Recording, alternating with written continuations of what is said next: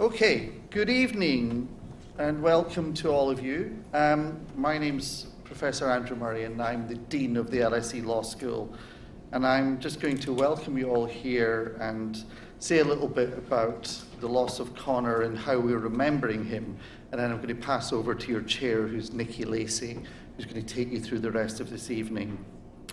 So the first thing is, it's great to see so many people here tonight. No doubt former students, friends, colleagues, co-writers, etc. It's wonderful to have so many people here to remember Conor and to celebrate his life. When you lose someone like Conor, it leaves a gap, it leaves a hole at the heart of your institution, and it leaves a hole in the heart of the family of the people who work here. We're putting in place ways to remember and to honour Conor in what he did when he was here. And Conor was, if nothing else, a fierce and unwavering advocate for human rights. He, through his scholarship, which was vibrant, rigorous and influential, and led by a deep moral conviction, he argued for the protection of the most vulnerable and the protection from the apparatus and power of the state. Conor was a remarkable teacher, and this was not just his intellectual brilliance that made him a remarkable teacher. It was the way he inspired students to think the way he thought, to think about justice and to question their perhaps comfortable assumptions, and to recognize that the work of human rights is work and it demands courage and humility. He wanted his students not just to do law, but to understand what law could do, and when it failed, what they had to do to make it better. This is why this evening we're launching the Conor Gearty Memorial Fund as a way of ensuring that his commitment to human rights education continues to shape the lives of students at LSE for years to come. The fund will do three things which I believe will have mattered greatly to Conor. First, it will support students wishing to study human rights law at the LSE Law School who would not otherwise be able to do so. Access to education should never be a privilege reserved for the fortunate few. Conor believed that the best and brightest minds in human rights often come from those who've experienced injustice firsthand, and we must ensure these voices are heard in our classrooms. Second, the fund will support professional development opportunities for our human rights students, the kinds of experiences that transform academic knowledge into practical capability. Human rights work is not learned from books alone. It requires mentorship, experience and connection to the wider world of practice. The fund will help our students build those bridges. Third, the fund will resource students' practical work through the LSE Legal Advice Centre, particularly where that work relates to human rights issues such as public protest. Conor understood that law schools have a responsibility not just to teach law, but to train lawyers who will use their skills in the service of others. Supporting our students in doing real human rights work, representing clients, challenging injustice, defending fundamental freedom is perhaps the most direct way we can honour his legacy. So establishing a fund like this is an act of hope. It's a way of saying that while we've lost someone irreplaceable, we can keep alive the values he championed and allow them to continue to flourish. Each student who receives financial support, each young lawyer who gains experience through this fund, each client who receives advice and representation become part of Conor's continuing influence in the world. So I ask you, if you are someone who is able to consider supporting the Conor Gearty Memorial Fund, to give a contribution. Contributions, whether large or small, will make a tangible difference to student lives and to the future of human rights practice in the country and beyond. How can you give? Well, you may have hopefully seen or around, there are these flyers which have got a QR code which links to where you can give a donation. There are also, you can pick up these little sort of business cards which also have the same QR code, or you can simply go to the LSE Law School website, which is lse.ac.uk/law, and you'll find a link there to the giving page. We've got with us tonight a representative from Page, Stephen Tall. Stephen, where are you? There he is, Stephen. And Stephen's going to be at the drinks reception afterwards. And if you have questions, you can speak to Stephen and he will tell you about the fund and how we hope to use it. We also have our fundraising director, Professor Jeremy Horder. Jeremy is here. Jeremy is also going to be at the reception. And if you want to speak to Jeremy and ask about the fund and how it will be used, you can do that as well. Okay, that's all I've got to say. I'm going to pass over now to Nikki Lacey, who's going to introduce the first part of the panel for tonight, and we will hear more stories about Conor's amazing life. Thank you.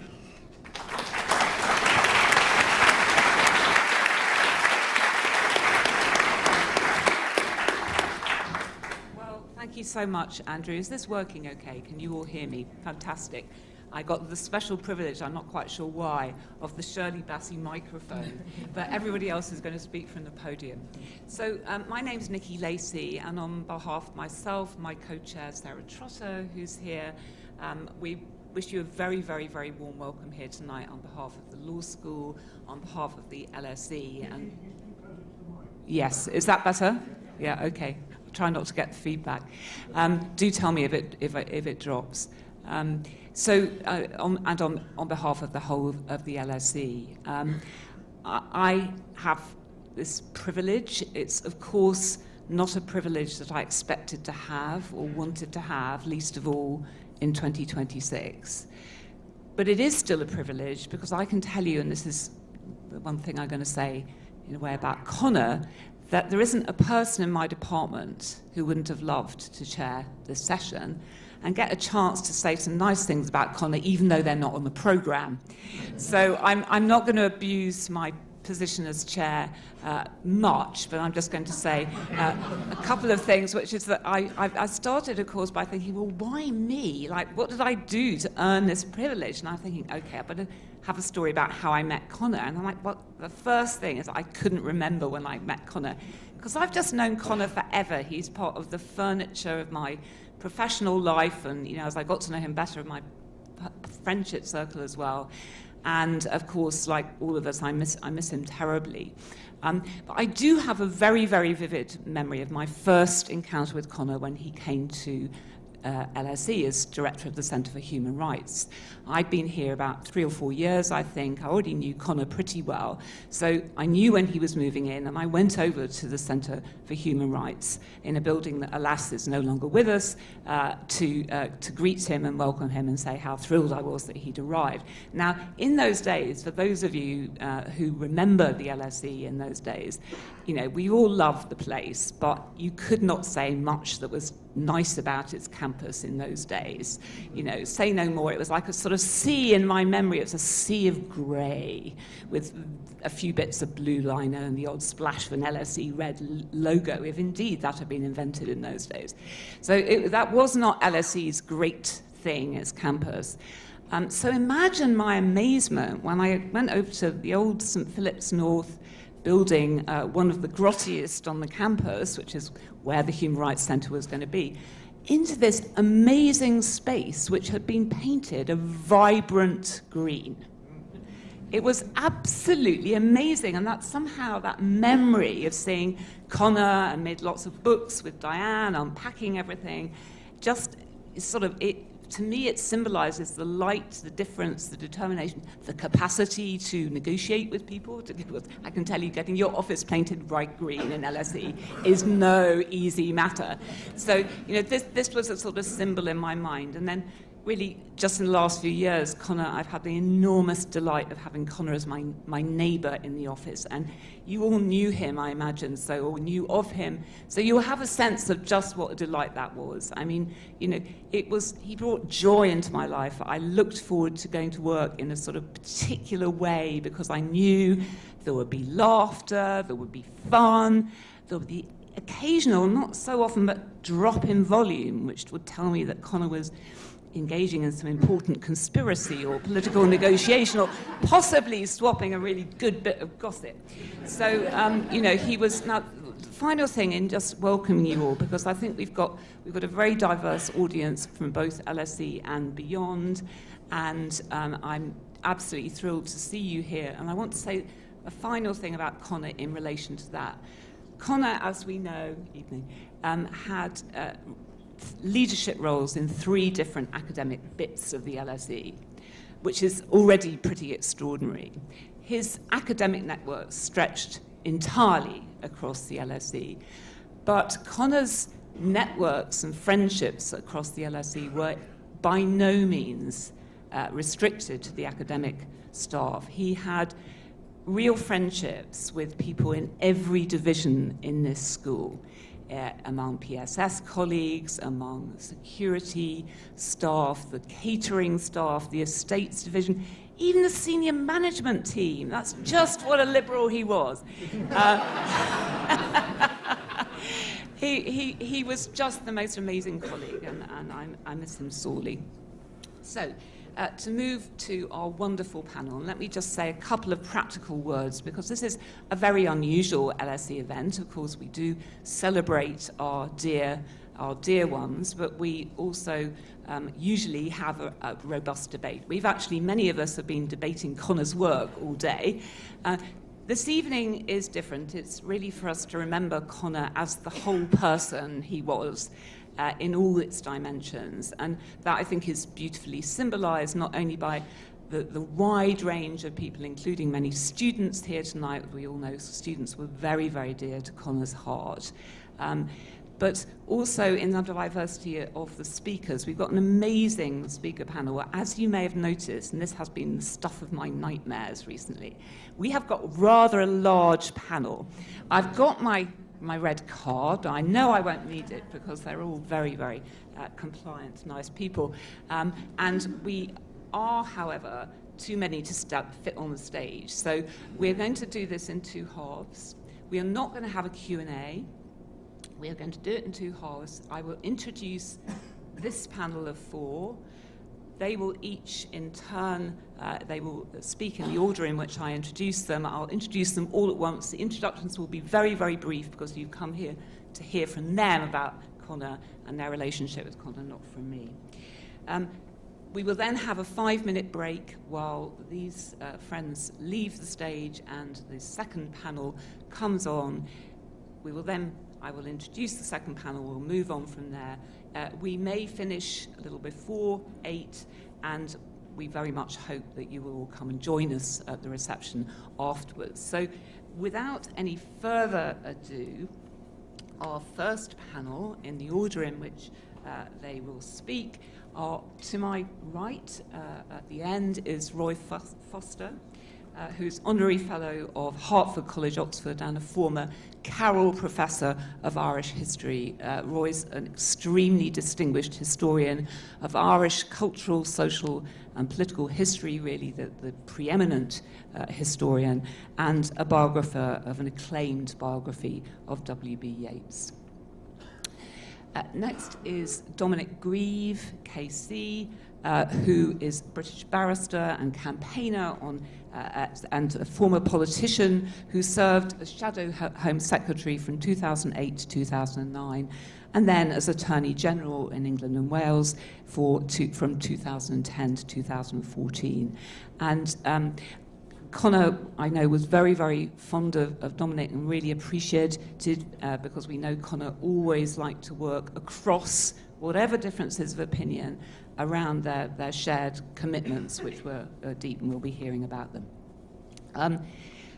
Then Fiona Millar, to my right, is a British journalist and a campaigner on education and parenting issues. Many of you will have read her regular contributions to The Guardian. Fiona's also a former advisor to Cherie Booth and a long-standing friend of Conor's, as indeed, I should say, are all the people speaking tonight, and that is really their most supreme qualification to be here. And then, last but not least, in this first panel, Brendan Walsh, who's had cut hot-footed from the sickbed of a child, so we're especially grateful, Brenda. Brenda is editor of The Tablet, a Catholic international weekly review published in London, to which, as many of you will know, Conor was a very regular and fine contributor. So, without further ado, Roy, thank you.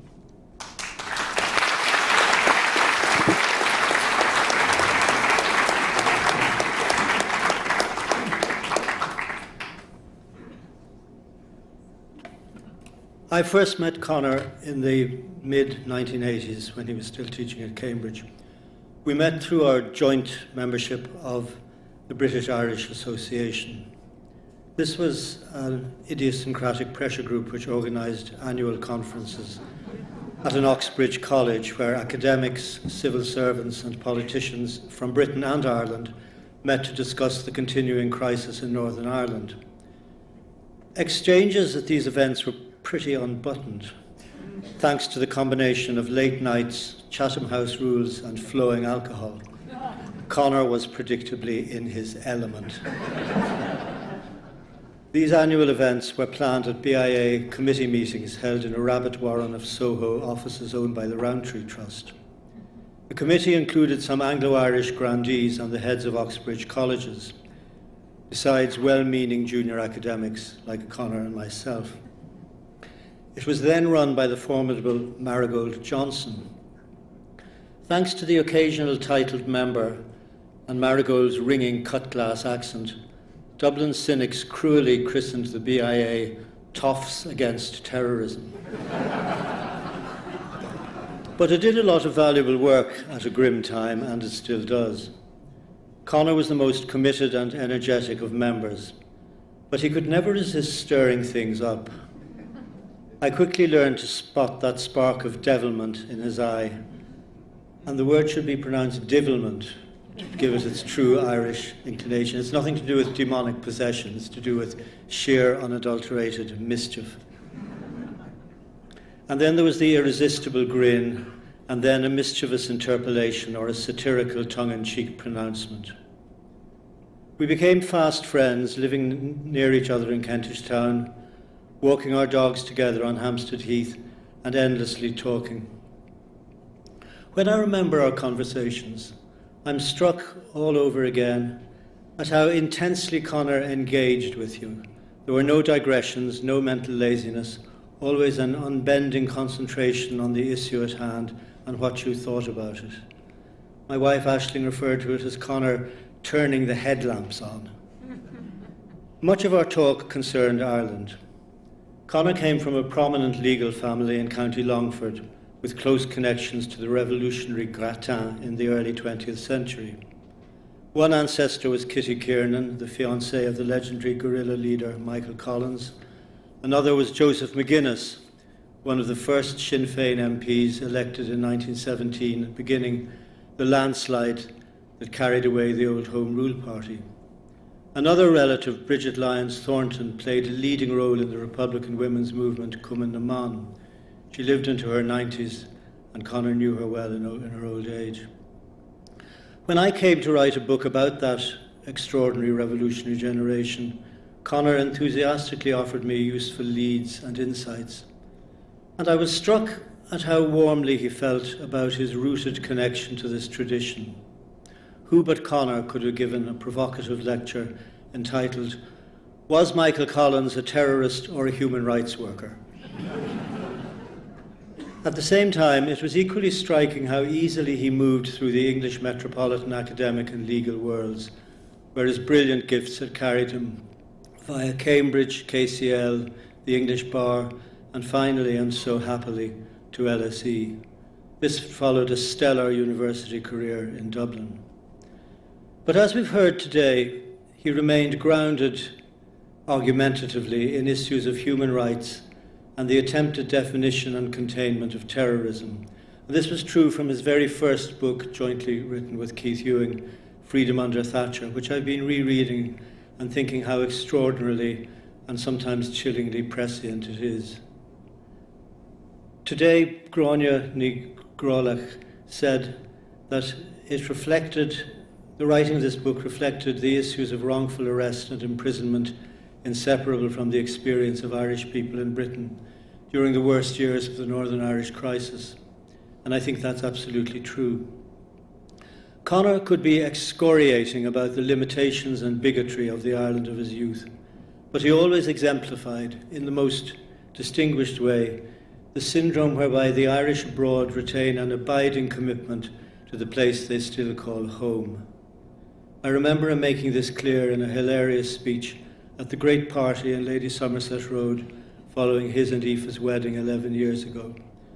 One of the happiest of so many happy occasions in his fulfilled and brilliant life.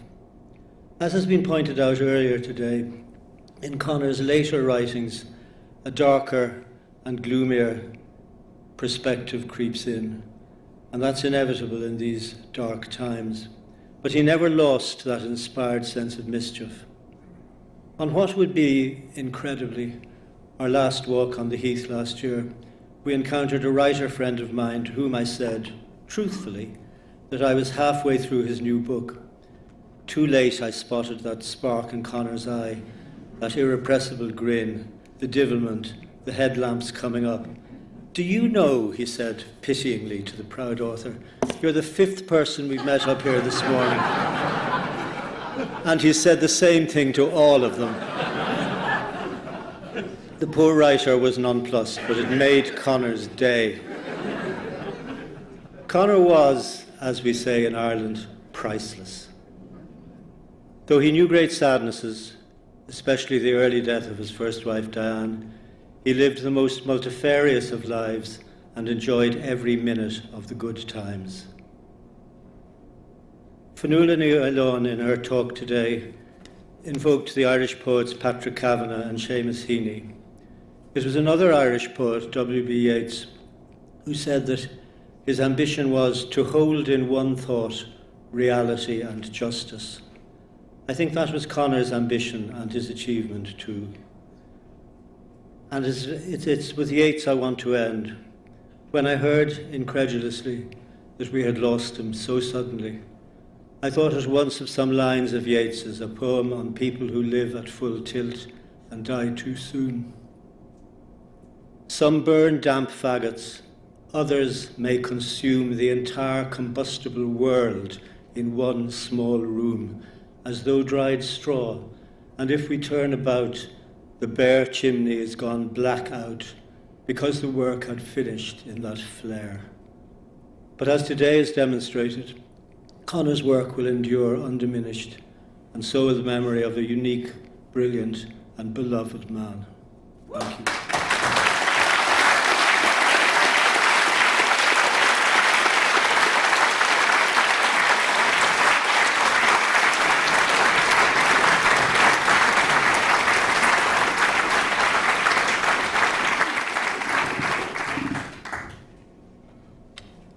I have no idea when I first met Conor, but we were, I think, I realise now, like two vessels moving in opposite directions that just happened at a key moment to cross paths. After all, there couldn't be anything very more different. Aspiring Conservative candidate, because that's what I would have been in the middle 1990s, and Conor, who has been described, and no point in repeating it, I didn't know at all. And the thing which brought us together was twofold. The first was the Human Rights Act. For reasons which may defy rational analysis, I, as a Conservative, believed that the incorporation of the ECHR into our domestic law was a very desirable thing to do. Partly because it was in the tradition of Winston Churchill and Terence Higgins and other Tory luminaries who had supported the principle of the convention, and its extension seemed logical. So that, I think, is when I first met him, because I think he was rather surprised to discover that there was a Conservative who thought that there should be incorporation. And then there was a second strand, which was also, in a way, unexpected. I do have some remote Irish heritage, but it has to be said that my Irish ancestors from Tipperary took the Queen Victoria's shilling in the 1860s and were certainly voting Conservative in London by 1900. This isn't quite Conor's background, but it did mean that I had a view which had been instilled into me by some rather old-fashioned unionists that the United Kingdom or Britain's neglect of Northern Ireland was a scandal. And that prompted me to turn up at a meeting in the House of Commons where only 6 other Conservative MPs were present, and I was promptly made the secretary of the Northern Ireland Backbench Committee, which took me to the British Irish Association. And there, of course, I was exposed to a diversity of views which has worked so well on me in the ensuing nearly 30-year period that I'm now the chairman of the British Irish Association. There are still some toffs against terrorism. And of course, that brought me into contact with Conor again. And the conversation and the devilment, I think is the word which is used in Ireland, the way you could engage with somebody who was really interested and interesting, hugely amusing, and a brightening presence the moment you came across him. That seems to me to have been the absolutely essential quality. It was the engagement, a sense of focusing on a subject, and the enjoyment which he so clearly got from the exchanges of view that followed. So we didn't become close friends because we were always seeing each other within these particular contexts. But on the other hand, as time went by, as the 1990s brought us into counter-terrorism and crazy laws like 90-day pre-charge detention, and I was arguing on behalf of the Conservative Party that this was a bad idea, having astonishingly persuaded Michael Howard that we should resist it, there was Conor.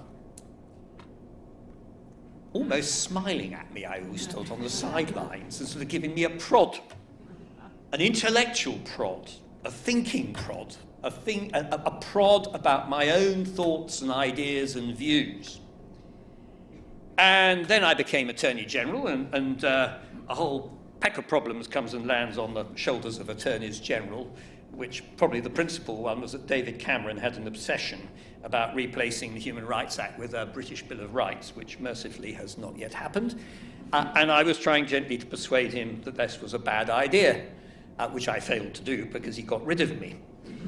But during that time, there was Conor. Conor at meetings, Conor on panels. And the joy of it, when I really wanted to escape the madhouse down at Westminster, I could pop up to the Middle Temple for a dinner or lecture. Domus, it's called, home, the house. And there was Conor, sharing in that legal life, which was so important to me. Anyway, eventually, of course, Cameron got rid of me, and then we had Brexit, and now we have the Human Rights Act under threat, or the ECHR under threat. I'm never quite sure. And there's no Conor, which I miss very much, because, as I say, for me, it was this constant reminder of something a bit different. We had a discussion in the seminar today about the Irish perspective. Brits and Irish people are very similar in many ways, but there is a very great difference of perspective born of history. We're talking about colonialism. And that, I think, was the essential thing. He bridged that gap. But for me as a Brit, because that's what I am, it was that constant reminder of a different perspective within a similar ethical canon. And that, I think, is what he really brought to the study of law and what I appreciated so much about him. Thank you.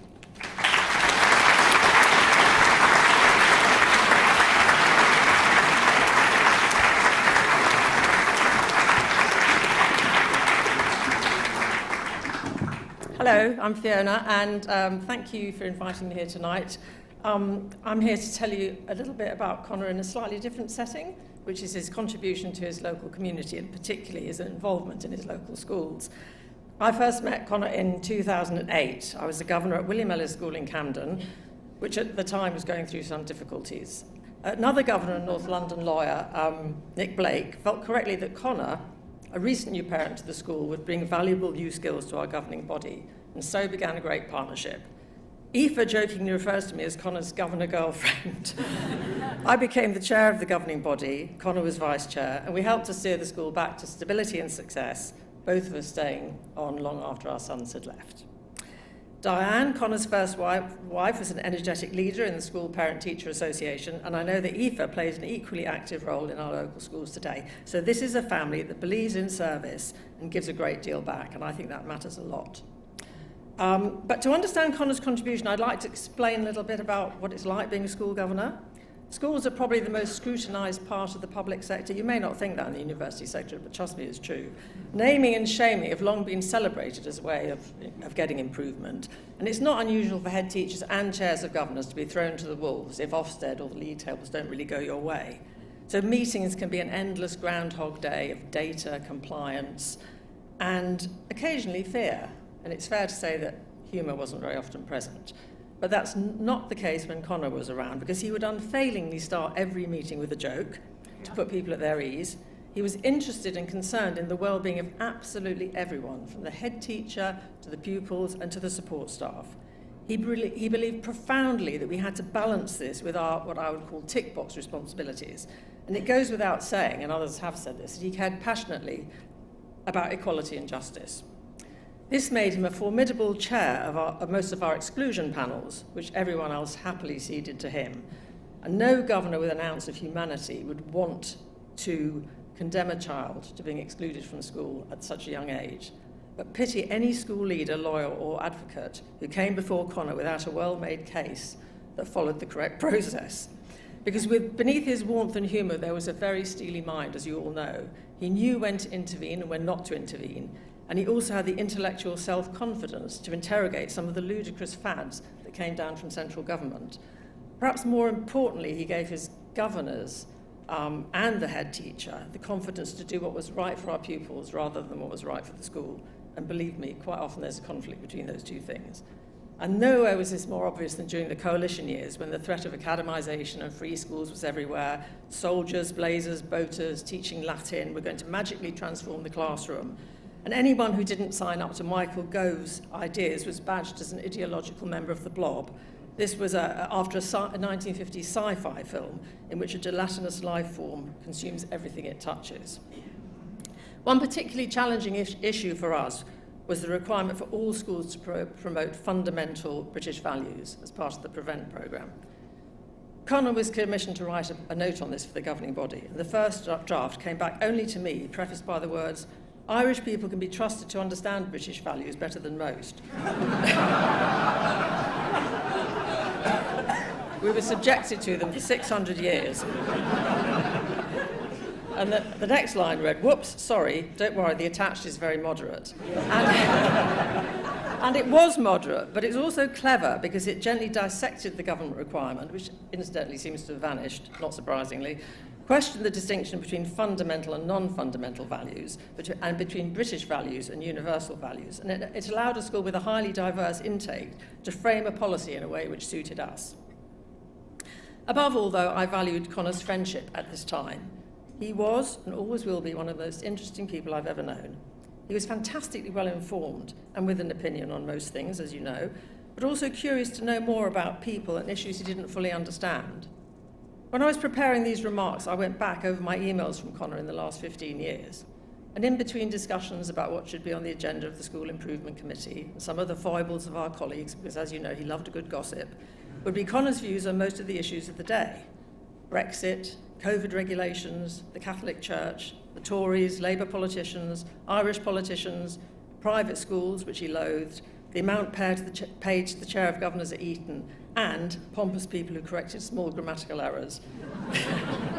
For many people, he wrote, grammar is a form of snobbery. It's one of the reasons I'm so taken with Bob Marley and good reggae.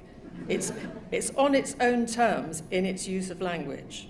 And as if to make a point, there wasn't one apostrophe in that sentence. My favourite, though, was a simple email with no content, just a subject line that read, "Johnson's baby is a Catholic!" exclamation mark. That was Boris, by the way. We used to walk regularly on Hampstead Heath and shared a lot of our happier and sadder personal moments, including the grief of Diane's death, his intense love for Eliza and Owen, his joy at meeting Aoife and having a new young family later in life. "I love babies," he would always say. He was the ultimate modern dad, sharing the burden of childcare, even if it meant missing meetings, and proudly promoting Aoife's success to others. And I'm sure he would be even prouder of the courage and resilience that Aoife and all the family have shown in these last few difficult months. I consider one of Conor's best legacies to me is my friendship with Aoife.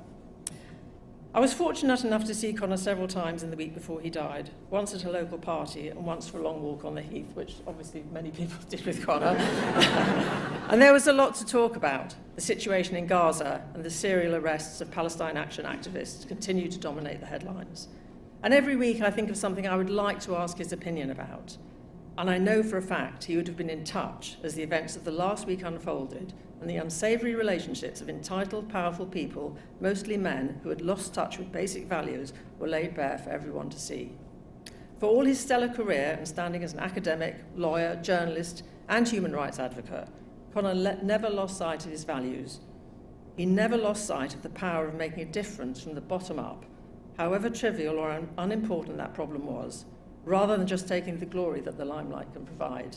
And for that, I and all our local community are truly grateful. Thank you.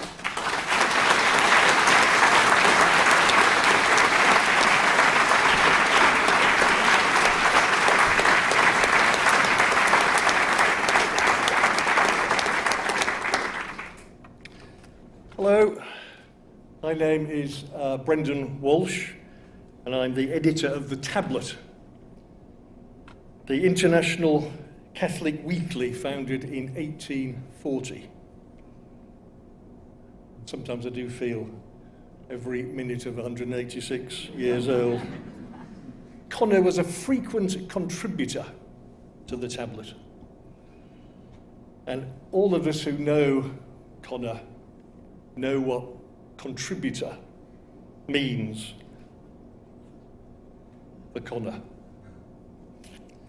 Conor decided to contribute to something. He did it with seriousness and intensity. He served for a while on the Tablet board of directors. At some point, there was a cooling. I'm not sure what the details were. And later, he told me he no longer remembered what it was about. He certainly still came to all the Tablet parties. Patrolling the room, but not just looking for friends to embrace or enemies to taunt. Conor always had an eye on the people in the corner of the room, fidgeting with their drinks. Everyone and everything was interesting to Conor. Of course, he wrote for us: politics, human rights, opera, smart, impish, funny, right, most of the time. And he wrote me occasional private emails. And I was never completely sure if I was being scolded or encouraged. Conor had that charism of being indignant and affectionate at the same time. Of course, we're all mysteries. We're mysteries even to ourselves. And I don't know what the deep drivers were that made Conor such an extraordinary arguer, advocate, teacher, encourager, friend, husband, father. But this is a little part of the story, maybe part of the jigsaw. Conor was, of course, the great debater. But he was much more than an eloquent and passionate arguer. There's something more interesting and satisfying beyond the gladiatorial contest between debaters, each seeking to savage the arguments of their opponent. That's dialogue, where there is curiosity and humility, where the aim is not to produce the slam dunk TikTok clip of a humiliated opponent, but to leave a conversation having been taken out of your own world and into someone else's. Conor was able to pull off the rare trick of somehow conveying a story and sharing what we've learnt with others, to present his case, argue his point, while at the same time being curious, humble, vulnerable, excited to learn and to change. You can only pull that off when the roots are deep, when your values are not strapped on before the battle like body armour. People can smell integrity, just as they can smell insecurity and the bombast that it breeds. That integrity is only found when the ground beneath your feet is firm. Conor was immensely proud of his roots in County Longford. Conor's grandfather ducked out of seminary to set up as a lawyer in Longford. His sons, Enda and Padraig, inherited the practice. Enda's son and Conor's older brother, Frank, is now the principal. You know, of course, that Conor was soon scooping up debating prizes. Frank told me that he fondly recalls that Conor had been declaiming to captive audiences since as a schoolboy in black cassock and white surplice he had read the epistle to the local farmers at Sunday Mass. When Conor was growing up in Grenard in the 1960s, it was dominated by a harsh, unyielding priest who ruled the place with a rod of iron. Conor knew as much as anyone that bad things can happen when religion gets out of hand. Politics and religion teach us. Certainty leads to trouble. You all know the story, I'm sure. Roy has told us it, reminded us of it, that when campaigning in Longford in 1917, Michael Collins, effective leader of the Irish side in the War of Independence, had a graw for Conor's great aunt, Kitty Kernan.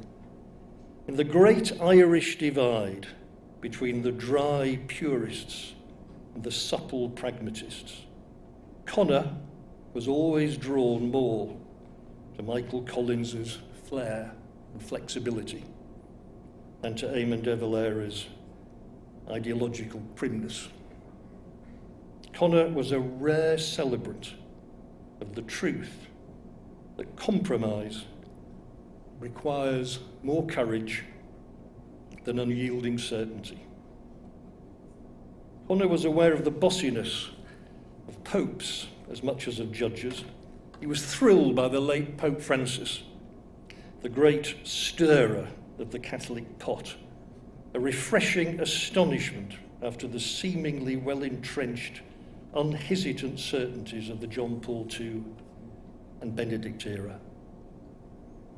Conor loved his parish of Our Lady, Help of Christians in Kentish Town, North London. My parish has as diverse an ethnic and class base as anyone could imagine, he once wrote. The Catholics in my parish recognise each other in the street and nod, no longer strangers, though they have never been introduced. Our Lady Help of Christians, he wrote, has justice and peace groups and Bible reading classes, musical services to suit all tastes, but it also has an open house for the hungry and regularly clothes the poor. Every year it makes donations to dozens of new Catholic families setting up home. It goes on day trips to Brighton, as well as making an annual jaunt to Lourdes. Every Christmas Day, parishioners prepare, cook and oversee a huge Christmas party to which all, regardless of religious affiliation, are invited, with the housebound being ferried in by car or having their meals delivered directly to their door. At its core, Conor wrote, the church is about the real presence of Jesus Christ in the sacrament of the Eucharist. This is what demands the leap of faith which transcends our intellect and upon which all else depends. If you're the editor of a newspaper, you have these contributors who you use because they're fantastic and they're brilliant writers. And then there are some contributors who help you shape what it is you're trying to do as a magazine, as a newspaper. And Conor was one of those gifts to the tablet. He was 100%, as we know, liberal-minded, liberal temperament, and 100% rooted in Catholicism. That was so important for us. So I apologise if I sound a little bit like the Bishop of Clonmacnoise. But thank you to Aoife and all the colleagues here at LSE for the chance to talk to you. And thank you to Conor. May he rest in peace and rise in glory.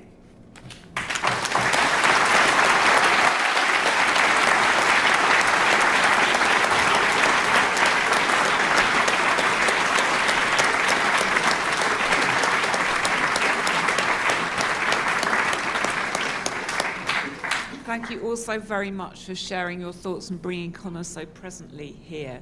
So very quickly now we will take a couple of minutes break while the stage clears and the next panel comes on. Thank you all again. Let's give it.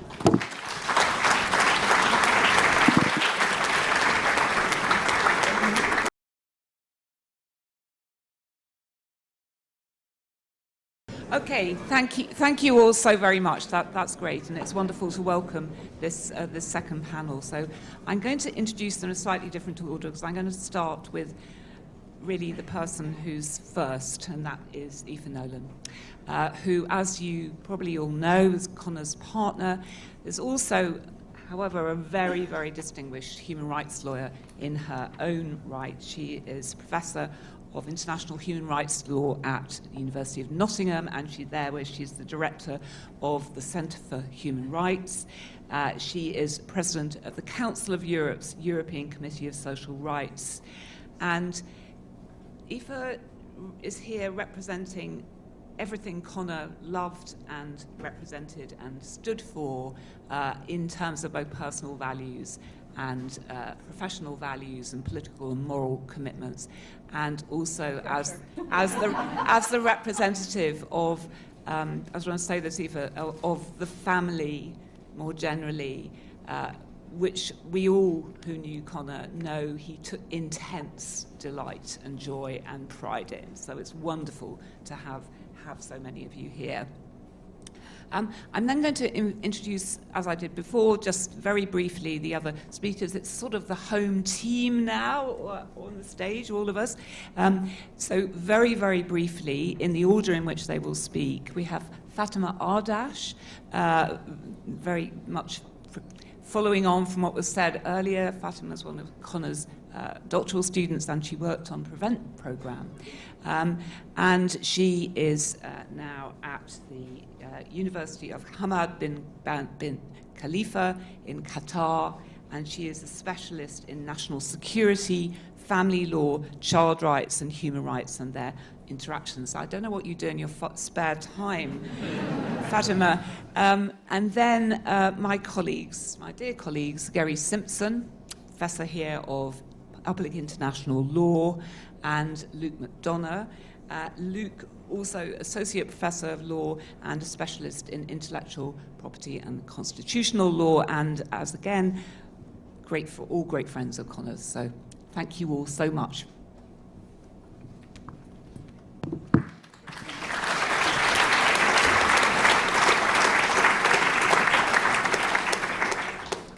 Hello, thank you all so much, and I feel really honoured to be here today to talk about my memories of Conor, especially since he taught so many very marvellous and very wonderful people, so I feel very, very honoured to have been chosen to do this. I don't really have sort of quotes from, melancholy Irish poets, but I just have a bunch of memories and reflections that I'd like to share. I've known Conor, or knew Conor since my very first day at the LSE. I was a young, bright 18-year-old. And during my undergraduate studies, he taught me public law in my first year and human rights and civil liberties in my second year. Very, very fun courses. And his classes were absolutely thrilling. He was able to communicate really complex concepts and ideas in a very clear and inspiring manner. But he was also a teacher who was able to cultivate the critical and analytical skills of his students. And so in that way, he wasn't a particularly easy teacher. He kind of was tough, but I think that was because it stemmed from a strong belief all of us would feel in us, in our capacity to do better, to think better, to write better. And he was definitely the main reason that I kept returning to the LSE for my studies. I returned to do an LLM in human rights law and then a PhD. And you know, I felt every single time I was in his presence, whether that was in class or whether that was in a supervision, that my mind was being expanded. Just listening to him kind of talk about the law, its origins, the way he was able to interweave narratives, legal narratives, historical narratives, political narratives, was breathtaking always. And so I kept coming back to the LSE to continue my studies. And I remember when I told Conor that I'd gotten into the PhD program and that he was going to be my supervisor. And I was really excited. And he said, "You've been here since you were 5. Of course you're really excited." And so he always had sort of a way with humour. He always managed to say really funny things that were so disarming to his students, and that immediately put the students at ease, even though we were kind of in the presence of an academic superstar. He never made you feel like that because he was so funny. One of the funniest things that Conor said was during my master's studies, my LLM studies. Now, I told him that I was going to take his class entitled Terrorism and the Rule of Law. We were in one of the LSE cafes. It used to be called Cafe 54 before. And obviously he had a very loud voice. And he said, "Oh, you're doing terrorism next year." And the barista looked very, very worried. And I think a combination of Conor's Irish accent, my headscarf didn't help. And I was that day wearing a green headscarf, so it was, really not helpful at all. And we laughed and laughed at that because it was just such a Conor moment. But what endeared Conor to his students wasn't just his sense of humour. I think, and this is something that came out of most of today's discussions, it was his profound, profound kindness. I remember my very first PhD supervision with Conor. I arrived, I was very nervous, and on his desk, printed, was my LLM thesis, which he had supervised. And he had printed it, and he had brought it to our first supervision to remind me of what I was capable of. And I thought that was an incredibly kind gesture. It was simple, but it was so, so wonderful, because anyone who's done a PhD remembers that first supervision and that first year. It's crippling self-doubt. And just by this one small, very kind gesture, that put me immediately at ease, and I knew that it was going to be okay. And and that was basically how every supervision with Conor went. It was fun, it was kind, it was engaging, and he always cared about me as a person. And that's not something that academics, especially legal academics, are very good at, caring about their students as people first and foremost. So whenever I had a rough patch emotionally or mentally, I always knew that I could go to Conor and that he would be 100% supportive. But he was also always really honest. He was honest when something I wrote was bad, when it wasn't working. And that honesty was seeped in so much kindness and so much intellectual generosity, because it built rather than brought down, and it kind of cultivated rather than destroyed. He was incredibly generous with his time, which was, so limited, but he was also really generous with his knowledge, with his networks and his experiences and his wisdoms. And one of the things that we really bonded over and talked quite a lot about was faith in a secular academia. He was always very open to me about his experiences as a person of faith within the, at times, kind of punishingly secular confines of legal academia.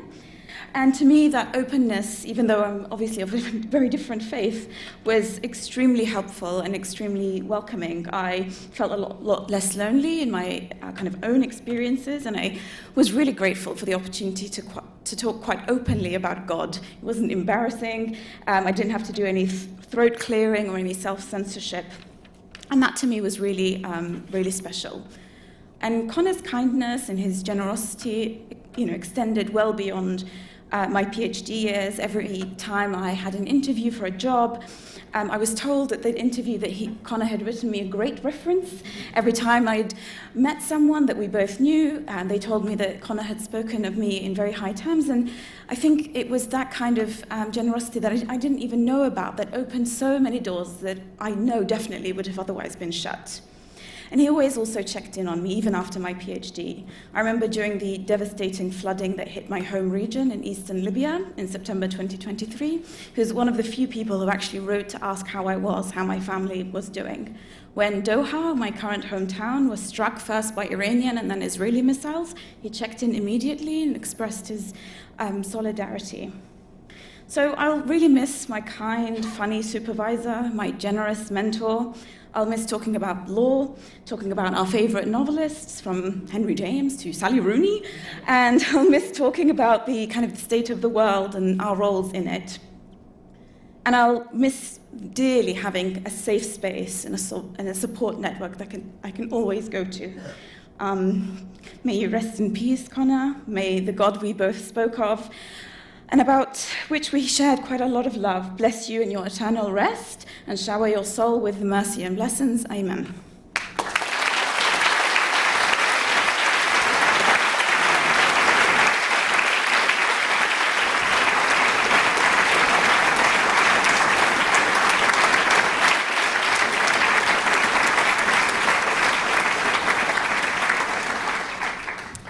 Thank you, Fatima. Thank you, Nikki. When the LSE launched its new LLM around 2 decades ago, I just joined the department. We each had to deliver to the incoming LLM students a short 5-minute talk on the courses we were intending to teach, a kind of beauty pageant. I felt pretty confident that the students would like what I had to say, and I arrived a few minutes early just to take in the general atmosphere. Unfortunately, the person speaking before me, in this very room, introducing his courses on human rights, free speech, and terrorism, not naturally amusing topics after all, was one of the funniest, most effervescent, ferociously eloquent people I had ever come across. My speech was a dud. From then on, I took great care to observe a golden rule around the LSE, namely that it was very unwise to speak in public after Conor Gearty.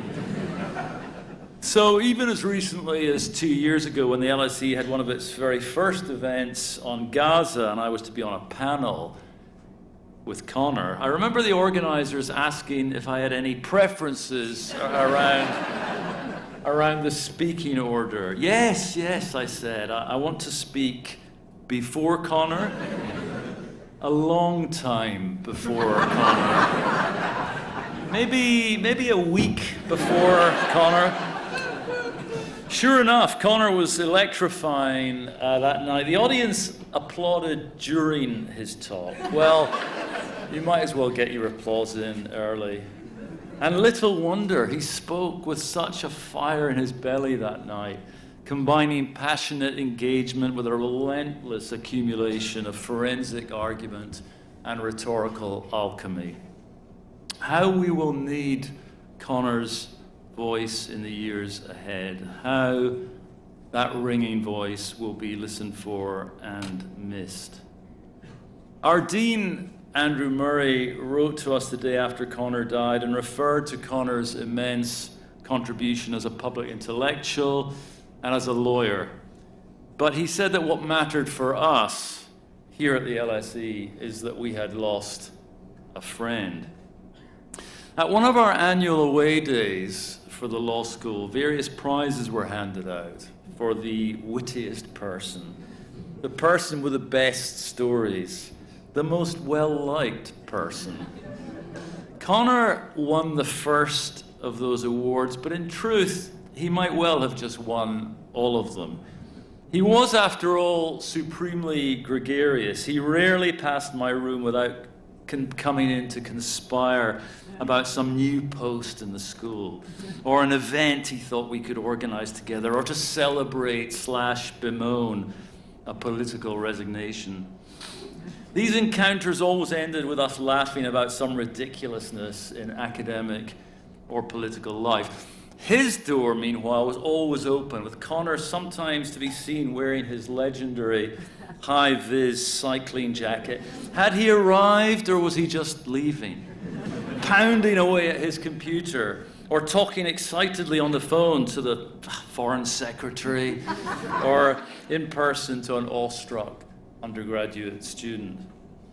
How lowering it is now to see that room closed and dark and Conorless. And Conor, for anyone who has been in a meeting with him, was the meeting's unsayable unconscious, except he said it. Many wouldn't think it. Some would think it, but not dare say it. Conor would say it. He had the unusual ability to dress a contentious, sometimes hair-raising thought in a piece of apparently light repartee. It wasn't until later that you realized that some sacred cows had been slain, some miserable piece of government-mandated bureaucracies left bleeding on the floor. As for his occasional speeches at going-away events for colleagues, well, he wouldn't exactly sail close to the wind, more directly towards it. First, he defamed the departing colleague, and then he expressed huge affection for the same person. But I want to finish by remembering Conor's speeches at the annual Modern Law Review dinner. These were epic constructions, combining surreal comedy, mock seriousness, and teasing affection. I used to sit there. Would he get sacked? Arrested? Sometimes people in the crowd actually gasped. I used to watch Conor as I tried to work out in vain how his brain operated and whether he was just making it up as he went along. But in the past few years, I began to look instead at the sea of faces in the audience. The people trying hard not to laugh, people giving into it, people taking a break from everyday life, people looking happy, people remembering that this mad, sometimes antisocial life we had chosen could also be intensely uplifting, even joyful.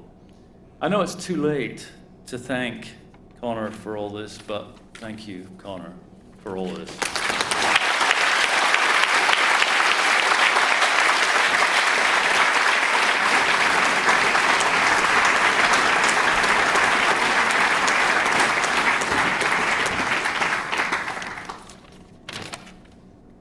Conor Gearty. He was my teacher, my colleague, and my friend.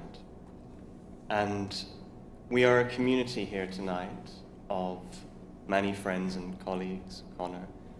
But I want to speak as much as I can for those of us who were, as Fatima and I were, lucky enough to be his students. I know there's so many of you here in the audience. I recognize some faces from classes that I was in. Conor was the greatest teacher I've ever known, probably the greatest teacher I will ever know. I was his student at LSE in 2006, 20 years ago. I attended his memorable seminars on human rights, terrorism, and the rule of law. Those of us fortunate enough to be taught by Conor, many are here tonight, discovered not just a teacher, but a force of nature. He transformed those classroom conversations into scenes worthy of the grandest stages. Moments of pure intellectual exuberance, bathos, and unwavering humanity. In his seminars and at public events, Conor's dramatic flair was unmistakable. He could command any room he entered. I told him once that he could have been a successful actor or a stand-up comedian. With characteristic modesty, he wholeheartedly agreed.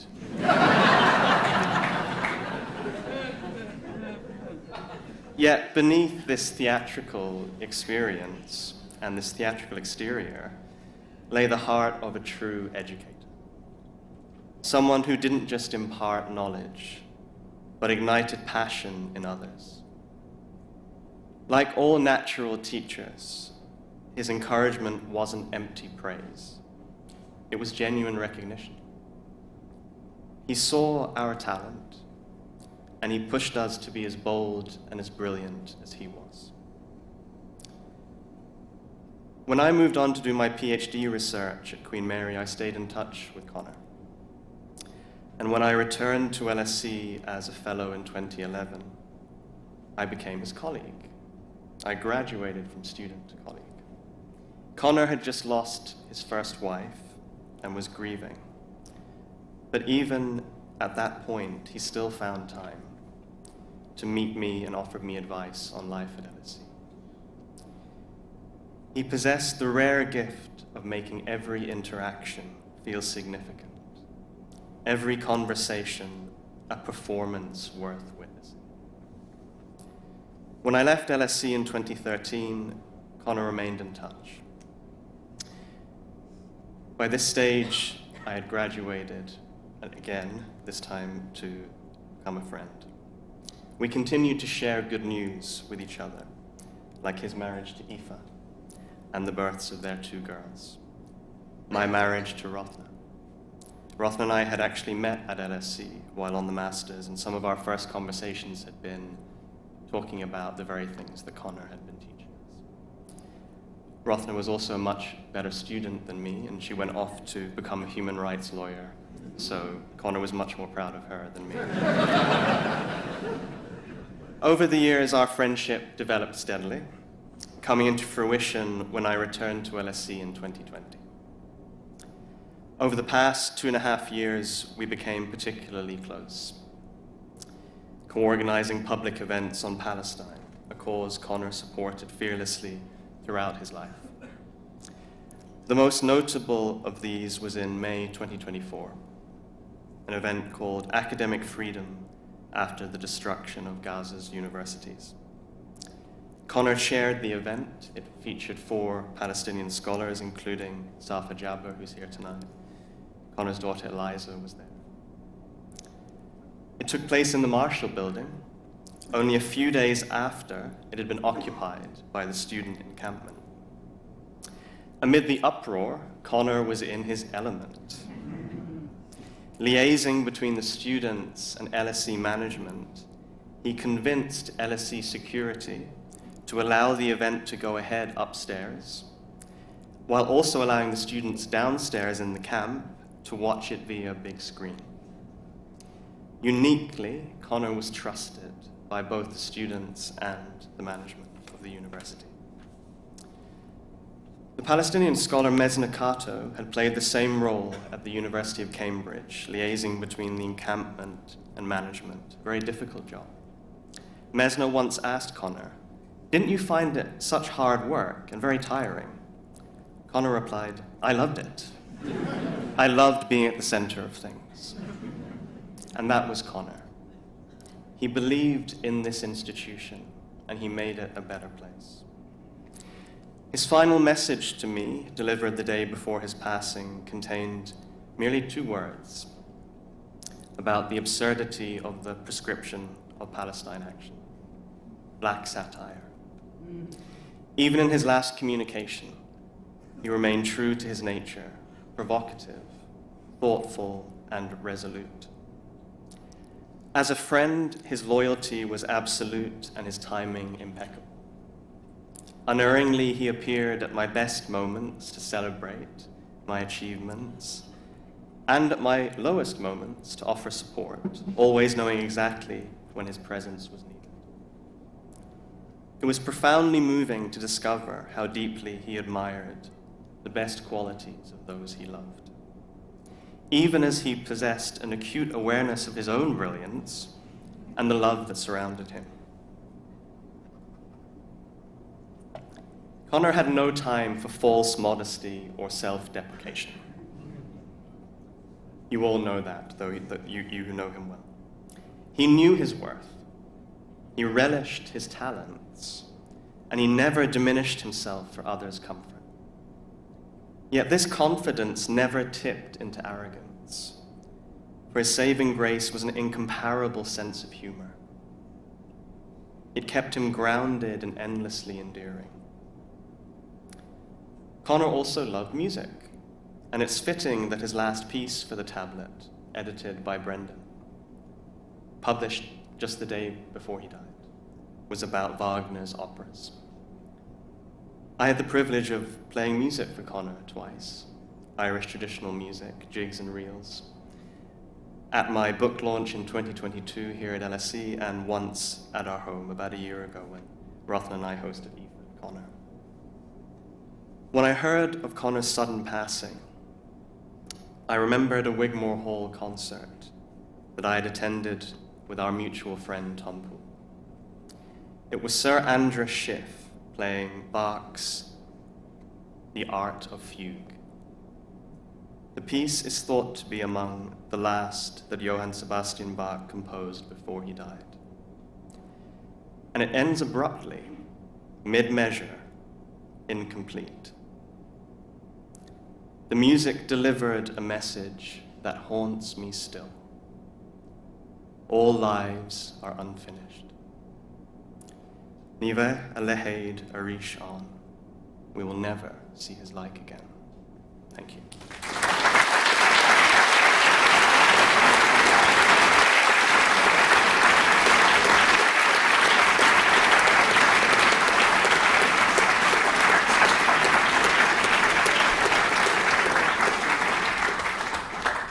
Well, goodness me, it's 10 to 8 and I'm all that stands between you and a glass of wine.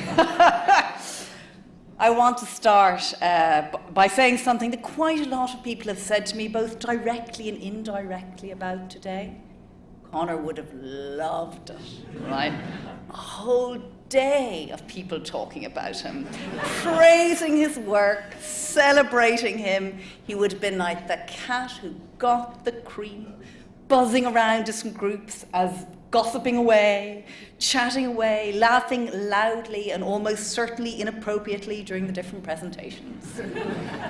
He loved being the centre of attention, and he would have been so excited and grateful and appreciative of the thoughtful engagement, discussion and care paid to him and his work today.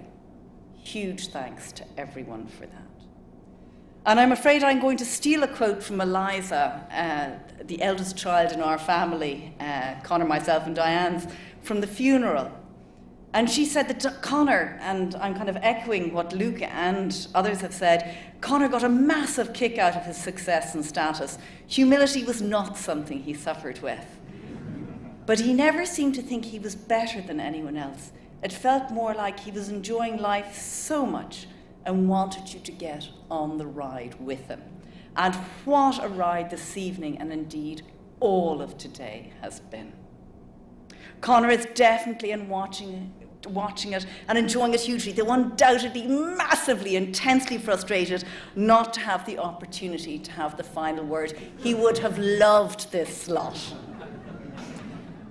So I will try to do justice to what he would say and what I know our family would want me to say. And I speak today not as a legal academic, despite Nicky's extremely kind and, may I say, hyperinflated description of my professional background, but as Conor's life partner and as the joyful co-parent of 4 magnificent children, Eliza, Owen, Ayla and Fia, who were rolling their eyes. And may I just say congratulations on getting here, being fully dressed and having had your dinners. Well done, all of you.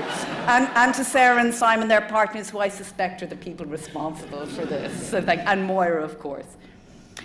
Everything about today would have pleased Conor.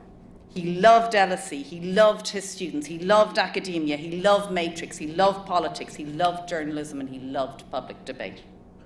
He loved his family, and he loved his community. It has been so important for me, for family, but I think really for everyone who is here today, to have had friends from all these different important parts of his life here today, celebrating him together. Conor was committed to academia, to the concept of the socially embedded and socially relevant public university. He believed in the transformative power of effective, relevant research. He recognised what data-driven, effectively reasoned, scholarly work brought to the table of political decision-making and public discourse. And such commitment to and pride in the contribution of academia, the added value of academia, has never been more important than at this time when universities across the world are under assault. And we see direct assaults, think scholasticide in Gaza, and attacks on academic freedom in the US through defunding. And we also see more indirect, insidious attacks on universities, for instance here in the UK, in the form of efforts to limit academic freedom and student and academic freedom of expression. And we've heard today about how that has taken place in the context of challenging the genocide in Gaza. And that is, of course, not to mention the indirect attack in the form of a failure to take the steps necessary to support universities in the face of fiscal crises that were all predictable given the long-term third-level education funding system in the UK. Okay? You don't just do it through law, you do it through the undermining of institutions. And Conor recognised and opposed all of these attacks, direct, indirect, strongly and spiritedly. He raged at the ever more frequently articulated contempt for expertise expressed by politicians and other socially powerful actors in the UK and elsewhere. And crucially, and this has already been hinted at by other speakers, he not only sought to protect universities, he sought to improve them by running centres, supporting the union, supporting colleagues, nurturing students, pushing for disinvestment. He was an institutional being in the best sense. He would undoubtedly want us to do the same. And Conor was also committed to law. Indeed, for someone who is so focused on the politics and the political nature of law, his intense, one might almost say, romantic belief in the transformative, and I know I've used that word already, but the transformative power of law was striking. While he didn't hesitate to cheerfully and amusingly savage judges, legislators, sometimes lawyers in scholarship, popular print, public events, sometimes in court, he strongly believed that the law, properly conceptualized, properly wielded, properly applied, was a key implement in the toolbox of social change. In making that argument, he was both idealistic and pragmatic, but he never lost sight of what law and lawyers can and should offer to society. He felt the responsibility of that in his teaching, and how wonderful it is to see so many of his students and former students here today, and indeed speaking. And he sought to manifest it in his legal practice also. Before I finish, I want to say a huge thank you to Andrew, to Luke, to Gary, to Sarah, to Larry, Alexandra, Giuseppe, Seifel and Jeremy for organising everything. To Paul for all his help and kindness over the last few months, which have been so important to me and to our family. To Ross for organising the portrait. To all the wonderful speakers and chairs throughout the day. To Nikki and Emily, who wrote the beautiful LSE tribute piece, and for their work, of course, on today as well. To this SCR staff for doing such a lovely lunch, to the people in the States, events, and of course security who made today possible. And to all of the many, many people here in this room who have supported, comforted, and surrounded his children and our family with love since his death. Conor ultimately died because his heart wore out, something that I and his family find both devastating and incredibly apt. All that work, all that energy, all that love of people.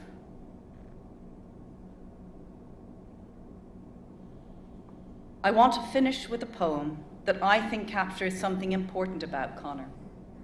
It is Lake Fragment by Raymond Carver. And I won't say it as gracefully as other people have said poetry today, but hopefully I'll manage to convey some of the spirit of it. And did you get what you wanted from this life? Even so, I did. And what did you want? To call myself beloved, to feel myself beloved on the earth. It has been wonderful and fitting to celebrate Conor here at LSE, which he loved so much. He would have been the first to hit the wine reception. May I urge you all to do so on his behalf. Thank you for being here, and thank you to LSE for today.